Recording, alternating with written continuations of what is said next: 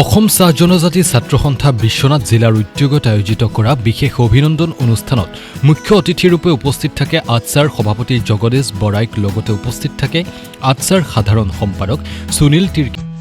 উক্ত অনুষ্ঠানত বিশিষ্ট অতিথিৰূপে উপস্থিত থাকে ক্ৰমে প্ৰাক্তন সাধাৰণ সম্পাদক তথা বিশ্বনাথ বিধানসভা সমষ্টিৰ বিধায়ক পল্লৱ লোচন দাস, আটছাৰ সহকাৰী সাধাৰণ সম্পাদক ধীৰাজ তাঁতী, সদৌ অসম ছাত্ৰ সন্থাৰ ৰাজ্যিক প্ৰচাৰ সম্পাদক ধ্ৰুৱজ্যোতি বৰুৱা, AJYCP নেতা কমলজিৎ দত্ত, শংকৰদেৱ শিশু নিকেতনৰ স্বত্বাধিকাৰী উদয় আদিত্য গোস্বামী লগতে বহু কেইগৰাকী বিশিষ্ট ব্যক্তি উক্ত অনুষ্ঠানত উপস্থিত থাকে।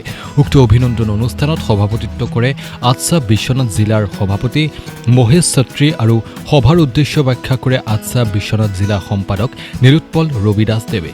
উক্ত অনুষ্ঠানত বিশ্বনাথ জিলাৰ অন্তৰ্গত প্ৰথম বিভাগত উত্তীৰ্ণ হোৱা প্ৰায় ৩০০ ছাত্ৰ ছাত্ৰীক অভিনন্দন জনোৱা হয়।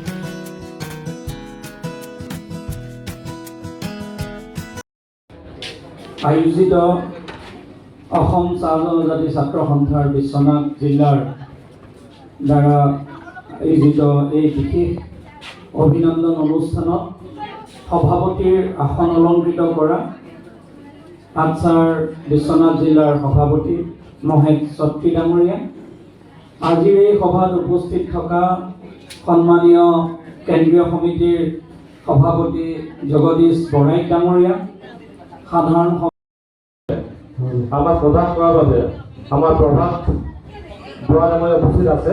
তেখেতক এখনি গোলাপ গামোচাৰে আমি সন্মান যাচিব বিচাৰিছোঁ। আমাৰ আঁঠুৱাৰ বিষয়সকলক অনুৰোধ জনাইছোঁ তেখেতক এখনি গোলাপ গামোচাৰে